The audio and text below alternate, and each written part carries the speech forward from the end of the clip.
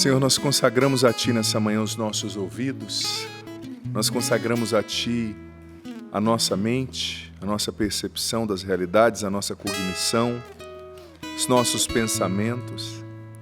Senhor, faz da nossa alma, do nosso coração, um terreno fecundo para a semente da Tua palavra.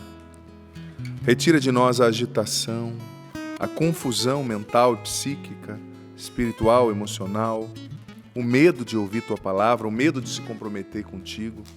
O Senhor não vai roubar a nossa liberdade, ao contrário, o Senhor tem para nós o melhor.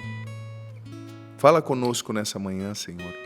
Vem com Teu Espírito falando pessoalmente com cada filho, com cada filha, que à medida que eu for pregando, que o Senhor vá falando no coração de cada um, porque o Senhor é o artífice, é o verdadeiro profeta que conduz todas as coisas. Nós consagramos esse momento a Ti, Espírito Santo. Em nome do Pai, do Filho, do Espírito Santo. Amém. Amém. O Padre já citou, amado filho, amada filha, a palavra de hoje, que é 2 Samuel, capítulo 6. Vou falar o conjunto todo que fica mais fácil para você que chegou agora. 12b a 19. E essa passagem, interessante que ela foi leitura da missa há poucos dias atrás, né? Mas mexeu muito comigo na perspectiva que eu vou apresentar aqui para você. A partir do versículo 12, 2 Samuel, capítulo 6.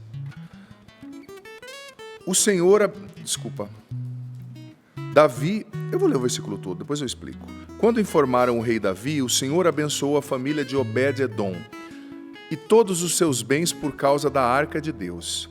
Ele se pôs a caminho e transportou festivamente a arca de Deus da casa de Obed-Edom para a cidade de Davi.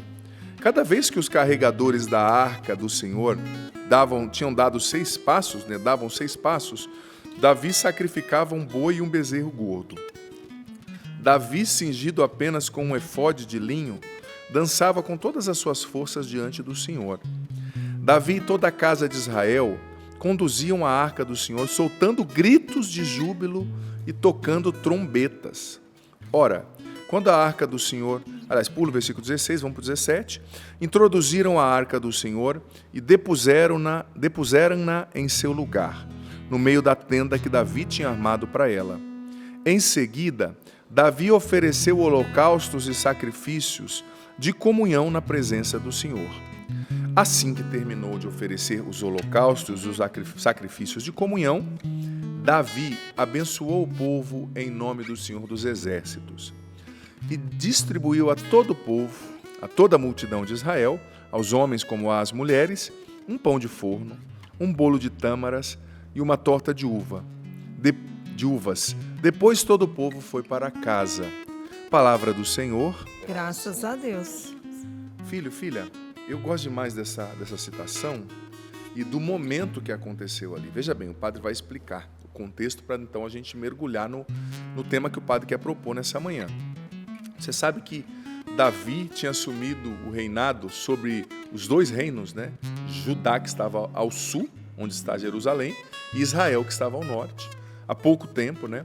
Ele já, por direito, foi ali o rei de Judá, mas ser o rei dos 2 reinos, né, de Israel, também foi algo novo, inusitado. Então eles enfrentaram uma grande batalha ali, eles tinham enfrentado uma grande batalha, sangrenta, contra um exército muito bem preparado, e Deus lhes tinha dado a vitória. E a arca estava ali na casa de Obed-Edom. Então Davi, vendo tudo que Deus tinha feito, Davi tinha passado poucas e boas, gente. Tinha sido perseguido por Saul, tinha enfrentado guerras, tinha sido traído por amigos, perseguido por inimigos. Muitas batalhas viveu Davi até ele chegar à concretização das promessas de Deus na vida dele, que foi o reinado sobre os 2 reinos, né? Ele reinou por 40 anos. Então, quando Davi recebeu essa notícia da vitória, de que a arca de Deus estava intacta ali, né? Na casa de Obed-Edom, ele foi buscá-la, convocou todo o povo e ele celebrou com uma intensidade. A palavra é celebrar. Sabe, a cada 6 passos eles paravam e ofereciam sacrifícios pacíficos, que eram sacrifícios a Deus de celebração. E eles tocavam a trombeta com júbilo e todo o povo se reuniu e Davi ia dançando à frente da arca, Claro que o traje dele era meio questionável, né? Você sabe que o efode de linho era uma tanga, uma sunga, né? Ninguém se aventura, viu? Mas enfim, no versículo 16 que o padre pulou, a esposa dele, a Micol, que era uma das filhas de Saul, foi repreendendo, né? Por que você está dançando desse jeito aí, né? Com ciúme, claro, né? Davi era um homem muito bonito. Mas Davi disse, olha, não me repreenda, eu só estou manifestando a minha alegria diante de Deus, né? E Davi entrou com a arca ali em Jerusalém com muita alegria, celebrando, cantando, dançando. Claro, Davi era músico, ele tinha toda uma inclinação lúdica na sua alma, né? Uma percepção assim lúdica, óbvio. Mas Davi fez algo muito bonito. Ele celebrou a vitória de Deus. Ele celebrou a presença de Deus. E ele ensinou o seu povo a celebrar. E você sabe que isso é uma coisa muito importante na vida de nós cristãos? A celebração. Tem muita gente que não celebra mais. Eu admiro nisso os nossos irmãos judeus. Quem vai a Jerusalém ou já morou lá sabe. As festas dos judeus, gente, eles celebram mesmo. Para tudo. Não é? Eles celebram. Quando são os tempos mais introspectivos, jejuns, são jejuns. Mas as festas, o Hanukkah e tantas outras festas, sabe? E Jesus vem dessa cultura, né? Nós também, o cristianismo nasceu da cultura judaica, da religião judaica, né? Eles celebravam as festas, enfatizavam. E você sabia que os cristãos, até pouco tempo atrás, infelizmente a cultura está se tornando secularizada cada vez mais, também celebravam as solenidades de Nossa Senhora, as solenidades do Senhor, a Páscoa, como algo inusitado, forte, diferente. Hoje em dia as pessoas, muitas vezes, pensam na Páscoa só para dar chocolate, fazer churrasco, ir para a praia, né? Infelizmente, mas é um tempo de celebrar a ressurreição. Mas, enfim, isso mexeu muito comigo quando eu li essa passagem, porque, veja bem, uma coisa que certa vez eu ouvi que nunca mais saiu do meu coração. O inimigo, ele não pode impedir, guarde isso que eu vou falar, é muito importante, ele não pode impedir o plano de Deus de acontecer na sua vida. Ele não pode impedir as suas conquistas, mas ele quer roubar a sua celebração. Ele quer fazer você chegar à conquista, cansado, desanimado, sem fé, sem celebração. Isso é uma metáfora daquilo que os madianitas faziam no tempo de Gideão. Você sabe que os madianitas no tempo de Gideão, eles eram inimigos ferrenhos ali de Israel, e eles não impediam Israel de plantar. Eles não tomavam os campos de Israel, não. Os israelitas plantavam, aravam a terra primeiro, plantavam, cultivavam, usavam os seus herbicidas. E quando estava na hora da colheita, os madianitas vinham e roubavam a colheita. Roubavam a colheita pronta de Israel. Isso é uma metáfora do inimigo, que ele rouba, ele trabalha para roubar a nossa celebração, roubar a nossa alegria. Ele faz com que a gente só viva, encontre trabalho onde a gente devia celebrar. Por exemplo, seu casamento não é um lugar só de trabalho, é um lugar de celebração também. O demônio quer fazer você viver o seu casamento só no desgaste, só no trabalho. Há quanto tempo você não para com a sua esposa e abre talvez um vinho, ou se você não pode com bebida, como muitas pessoas, abre um suco de laranja, que seja, um chá inglês, alguma coisa para conversar com ela, para jogar a conversa fora. Quantas vezes você não leva a sua esposa ou seu esposo para ir ao cinema, para fazer uma viagem? Quantas vezes vocês só ficam trabalhando? Mas o casamento, um dos símbolos do casamento é a união de Deus com a humanidade, a união do homem com a mulher, que gera uma alegria profunda. Seu casamento tem sido um lugar de celebração? A sua casa tem sido um lugar de celebração? A sua vocação tem sido um lugar de celebração? O inimigo, ele quer tirar o nosso júbilo. As situações, né? Vou falar aqui daqui a pouco sobre situações que são potenciais ladrões da nossa alegria, né? Ladras da nossa alegria. Mas a tentação trabalha para roubar a nossa celebração. Tem gente que, me perdoe, até no descanso não celebra. Está preocupado, está agitado, está trabalhando no descanso. E eu tenho comigo que uma das coisas que rouba demais a nossa celebração é o hábito de murmurar e de reclamar. Sabe? Ontem eu estava celebrando a missa e eu contei a história de uma pessoa que eu conheci. Padre, eu já vou completar 13 anos de padre, então você já vai fazendo algumas sínteses, né? Algumas pessoas que você casou, você vai acompanhando, eu como padre, né? Batizou e já vai vendo crescer. E eu lembro de uma senhora, uma mulher, né, que chorava muito no final das minhas missas e sempre me dizia: padre, não consigo engravidar. Tenho muita dificuldade, como muitas pessoas, né, infelizmente. E eu rezei muito por essa mulher, dei muita fé, assim, muito apoio, né, para essa senhora, para o esposo também. E graças a Deus ela conseguiu engravidar e hoje tem 3 filhos. E eu voltei nessa cidade onde eu a encontrei, né, um tempo atrás, onde eu a acompanhei relativamente, e ela me reclamou muito dos filhos, reclamou muito da rotina, reclamou muito do desgaste. Claro que eu acolhi, né, tudo aquilo, com respeito, mas eu falei: filha, lembra quantas vezes você pediu a Deus esses filhos? Só tem trabalho com filho quem tem filho, né? Só bate carro quem tem carro, né? Só tem rotina de trabalho quem não está desempregado.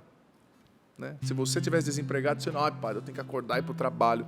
Você sabia que sempre tem alguém querendo o seu trabalho, querendo a sua vida, no sentido, não no sentido só de cobiça, de inveja, não. No sentido que é alguém que gostaria e precisaria e luta para ter o que você tem. Sempre tem alguém que luta para ter o que você tem. Sempre tem alguém que gostaria de ter um casamento como o seu, ou que gostaria de estar casado e não está casada. Tem alguém que gostaria de ter um emprego e não está, e não tem, desculpa. Gostaria de ter um carro e não tem.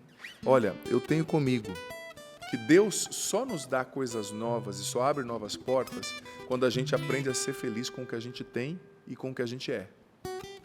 Deus não vai te dar coisas novas, não vai me dar coisas novas, filho, filha, enquanto eu não aprender a celebrar o que eu já tenho. Porque às vezes nós somos tão gananciosos, a gente quer tanta conquista, que Deus já te deu, você não para nem para celebrar. Opa, já não estou mais no nível 1, estou no nível 3. Não, você só está olhando, não cheguei no 10 ainda. É bonito você ter meta, mas celebre as conquistas do caminho. Celebre a vitória de cada dia, de cada mês, de cada ano. Olha, eu sei, por exemplo, vou dar o meu exemplo, que eu sou a pessoa que estou mais perto de mim, né? Eu não sou o padre que eu gostaria de ser, mas eu não sou o padre que eu era quando eu tinha 1 ano de padre. Quando eu tinha 9, eu estou amadurecendo. Você também, você não pode não ser a profissional, a mãe, a esposa que você gostaria, mas você não é quem você era. Então não deixe o inimigo roubar a celebração de você. Não deixe as situações, as circunstâncias roubarem a situação de você, a celebração de você, desculpa. Substitua a reclamação pela celebração. Até o final é mesmo, né? É o mesmo. Substitua a reclamação pelo louvor, porque a reclamação, filho, atrasa muito a nossa vida. Tem muita gente que ainda não cresceu mais, não se desenvolveu mais, porque tem o hábito de reclamar muito. Tem o hábito de reclamar muito. E olha, a vida que não é celebrada não vale a pena ser vivida. Sabe? Eu já falei aqui esses dias atrás, não sei se a Paula vai lembrar, mas repito. Eu gosto de gato, gosto de muitos animais, mas eu sou fã do cachorro, gente. Se eu pudesse, é que a vida do padre é muito doida, né? Assim, os irmãos ainda casados têm uma rotina, mas nós padres viajamos muito. Difícil, não tem como ter um cachorro. Porque também para ter o bichinho, para deixar de qualquer jeito, é melhor não ter, né? Mas eu admiro o cachorro porque o cachorro, no meu ponto de vista, é o bicho que mais exemplifica e concretiza a atitude de celebrar. Eu lembro quando eu morava ainda com os meus pais. Meu pai tinha um caminhão e eu também trabalhei um tempo com ele, né? Meu pai tinha uma empresa lá, tem ainda hoje, né? Que entrega areia e pedra, tem caminhões caçamba. Na época, antes ele viajava o Brasil inteiro, hoje ele trabalha na região. E ele tinha mais de um caminhão e eu tinha um caminhão numa época que eu trabalhei com ele antes de vir, e ele tinha outro, né? Nós dirigíamos, etc. E é interessante que os caminhões, para quem olha a grosso modo, são iguais, né? Assim, todos a mesma marca. Acho que o do meu pai era 2 anos mais velho ou mais novo que o meu, não lembro. Você acredita que o nosso cachorro, né, o Bola, na época nós chamava, tinha um outro que o nome não era muito católico, não, porque na época que eu batizei ele, o nome dele, né, eu não era de Cristo ainda, o nome do cachorro era Zuca.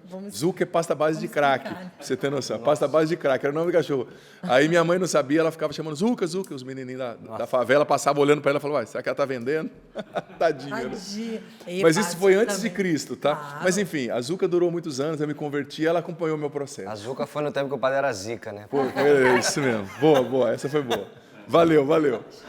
Mas enfim, você sabia que a Zuca e o Bola, eles distinguiam o barulho do caminhão meu e do meu pai. o cachorro sabia distinguir quando eu chegava com o meu caminhão, pelo barulho do escapamento. Claro que a audição do cachorro é muito mais desenvolvida que a nossa, né? Mas ele sabia celebrar cada um que chegava. Se eu saísse de casa, voltasse a 5 minutos, eles estavam lá, os dois celebrando com um rabinho assim, abanando. Se eu voltasse daqui 1 hora, os dois estavam me celebrando. Se eu brigasse com eles, daqui 10 minutos voltasse, eles estavam me celebrando. Como que o cachorro celebra? Balançando o rabinho, né? E a orelhinha, você vai vendo. E tem uns mais assim, simpáticos, tipo os caramelos da vida que você sempre acha na rua, né? Os vira-latinhas, que sempre que aquelas. Tem uns que parecem que estão sorrindo para você, né?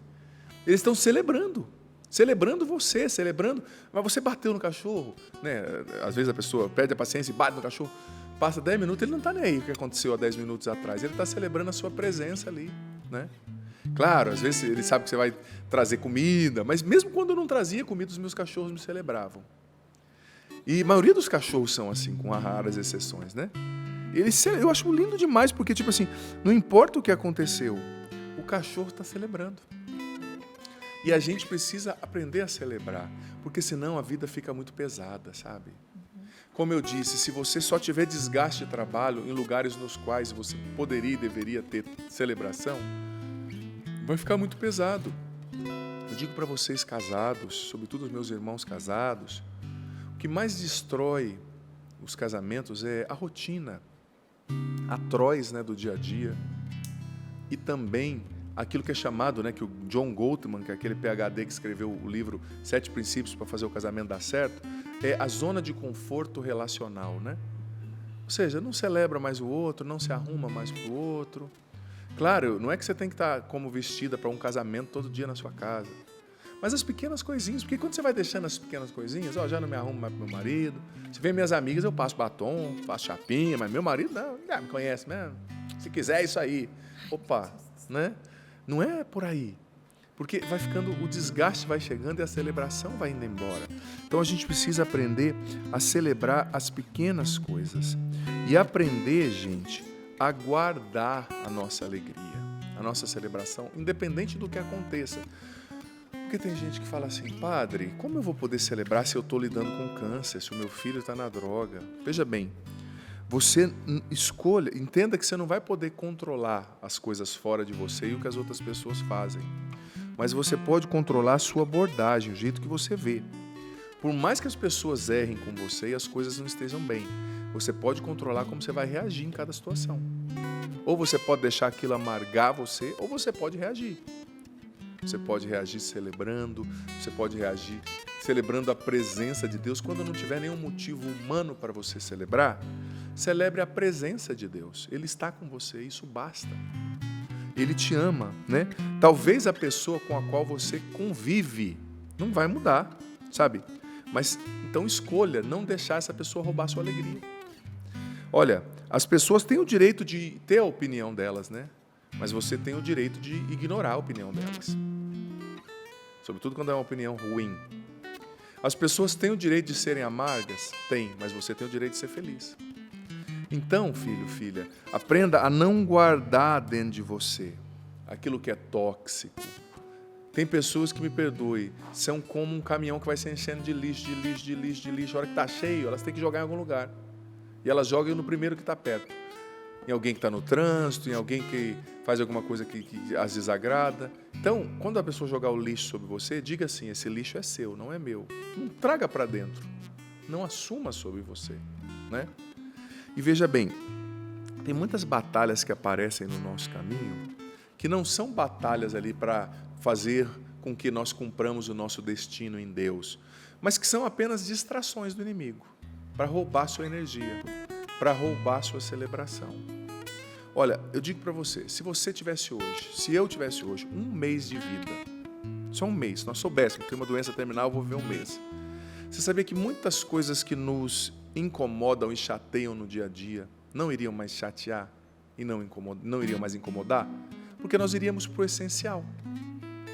Nós deveríamos viver como se tivéssemos 1 mês de vida, porque de fato a nossa vida é muito breve.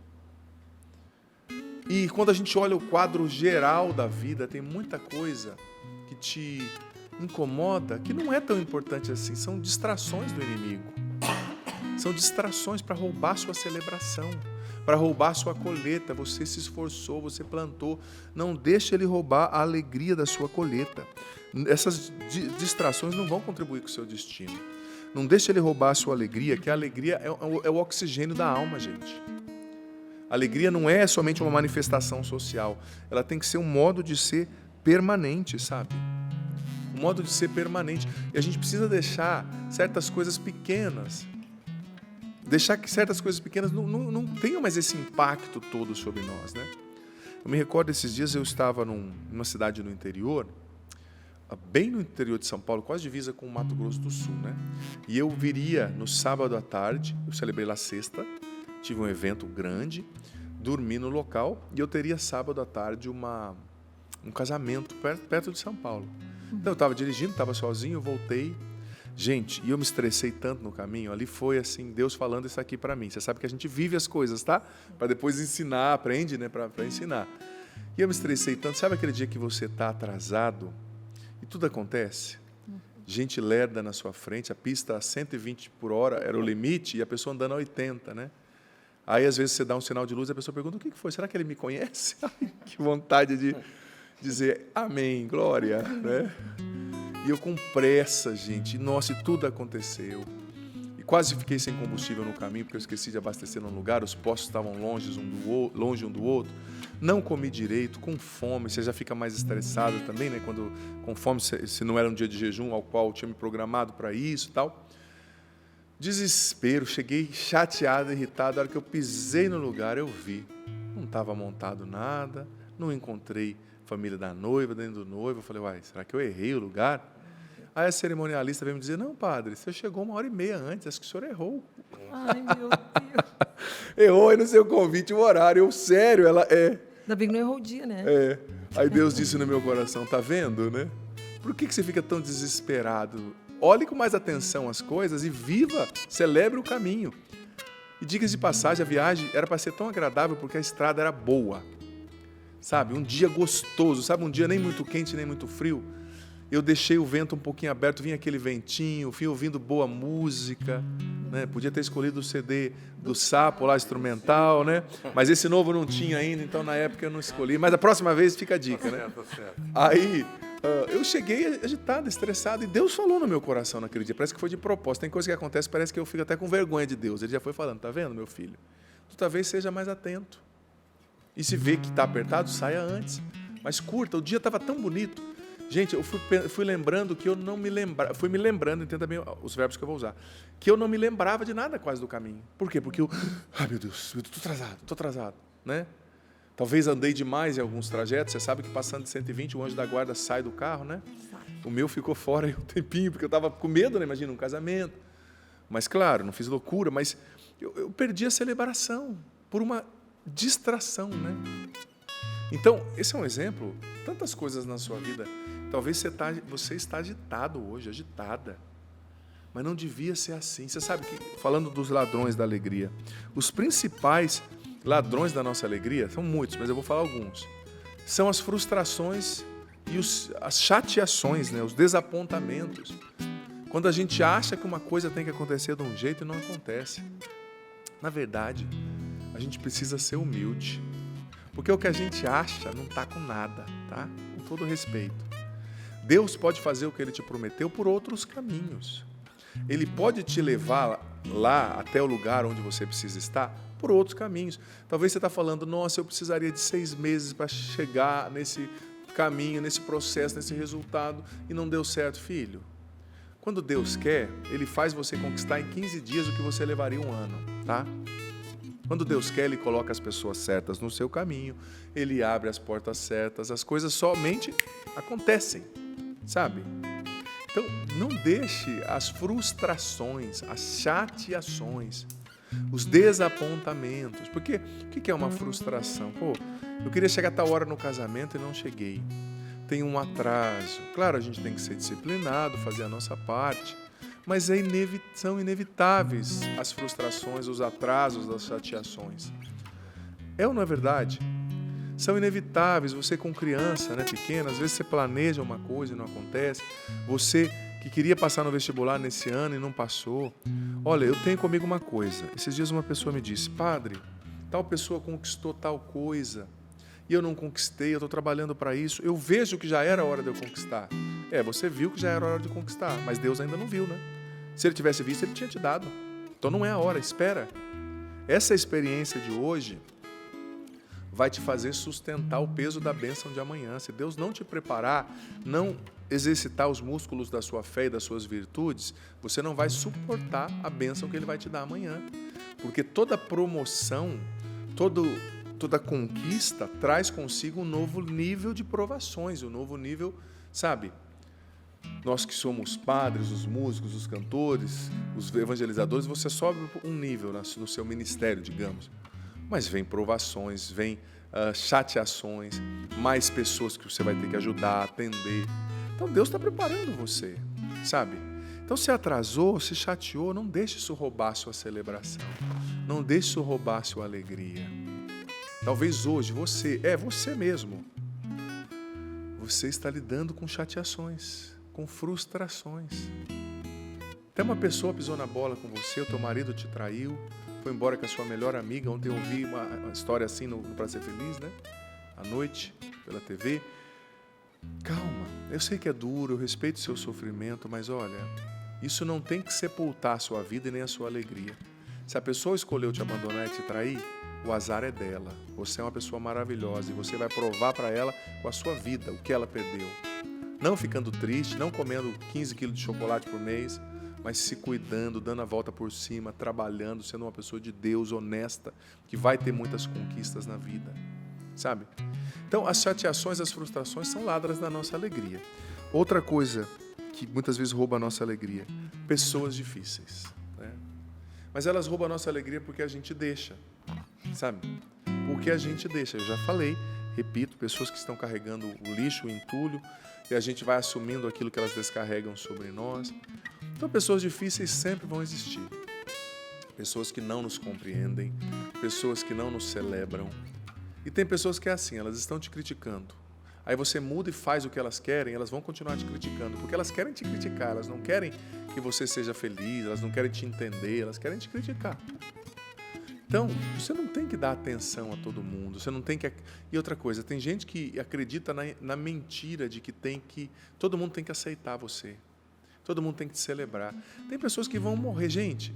Padre Pio, que é um santo fantástico, ele morreu tendo pessoas que não aceitavam, que falavam mal dele, que o difamavam. Chegaram a colocar microfone no confessionário dele. Você tem noção?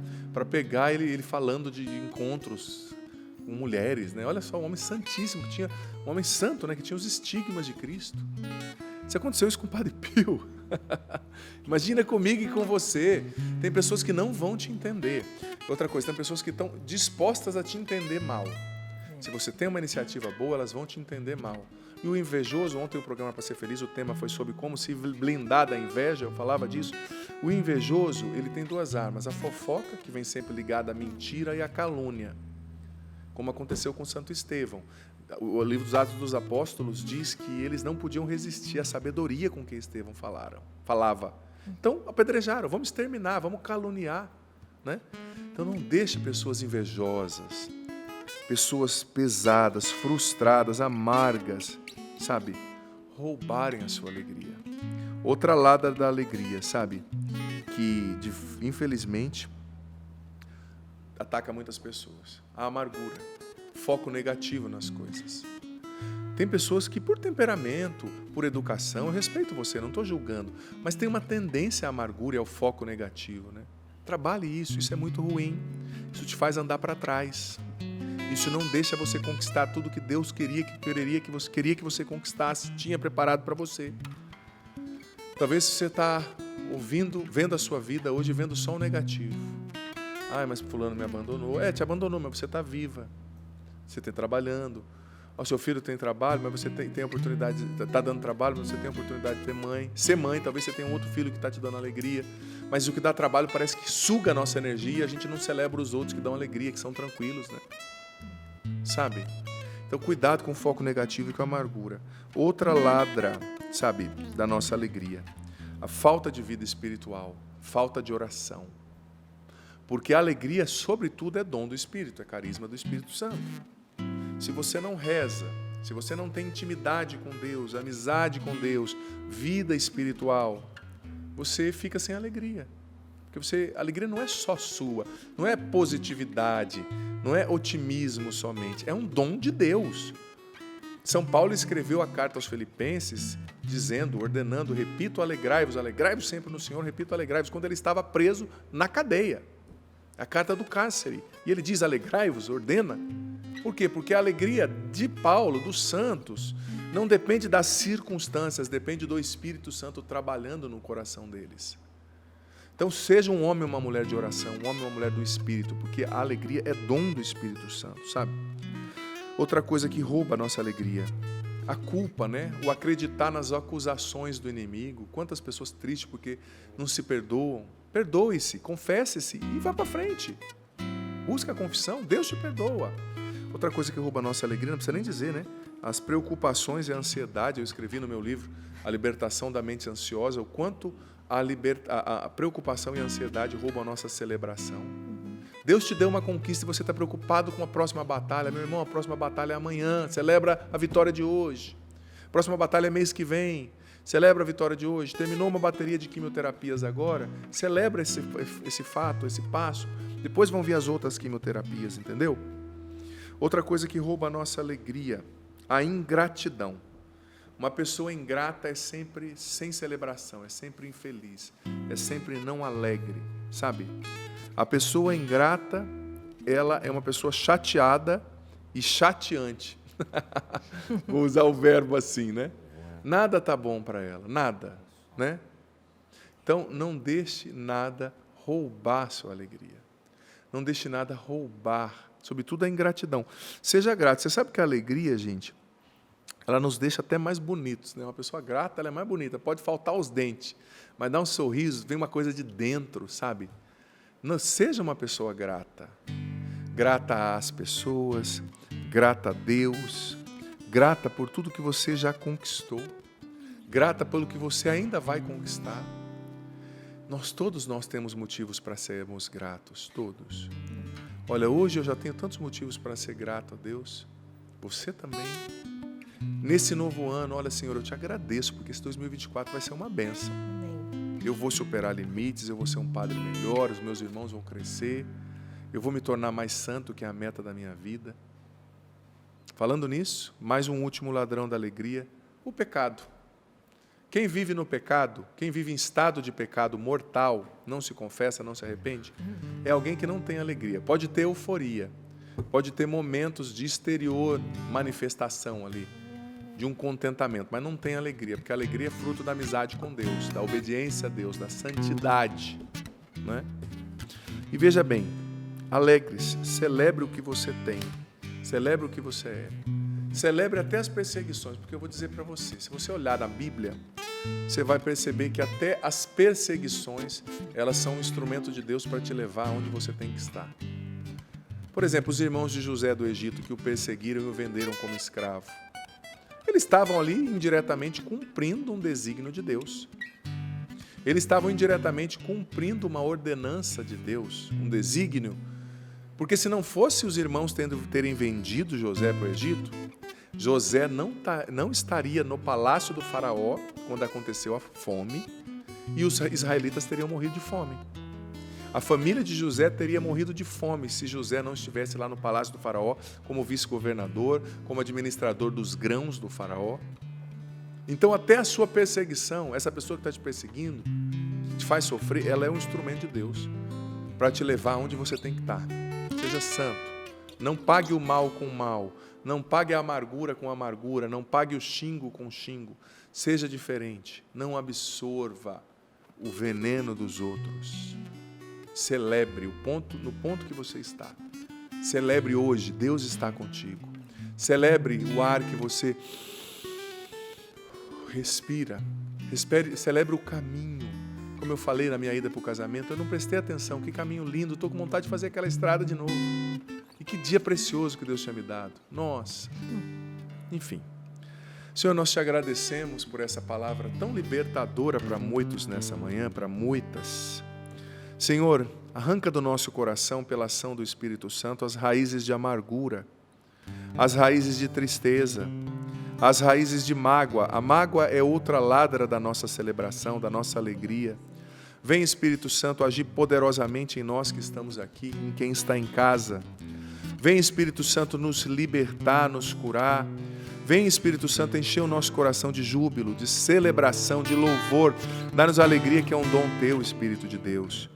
Vem arrancar do nosso coração a tristeza, da nossa mente as lembranças dolorosas.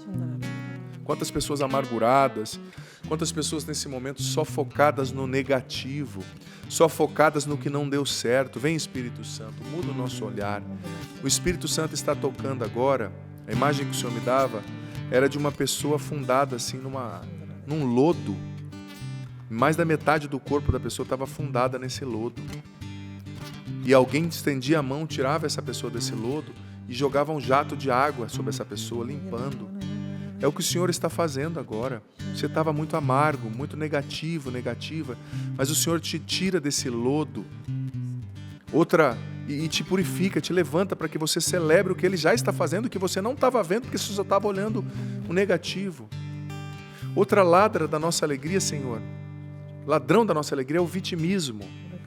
Quantas pessoas se sentindo vítimas, porque morreu alguém, porque alguém te abandonou, porque você perdeu o emprego, você acha que você tem direito de ficar amargo e só fazer burrada na vida. Não, não. O Senhor hoje está te libertando, te levantando, te dando um novo entendimento da sua situação. Você não é uma vítima, você é uma bênção, você é um vencedor em nome de Cristo Jesus. O Espírito Santo está arrancando essa amargura do seu coração. Mentes tristes, o Espírito Santo está visitando agora, está replantando a alegria, arrancando pela raiz as sementes de ódio, de inveja. Pessoas tristes por causa da inveja, porque você não vê sua celebração, seus frutos, você fica cobiçando as outras pessoas. O Senhor está arrancando isso do seu coração e te dizendo: olha para mim, eu tenho coisas novas para você.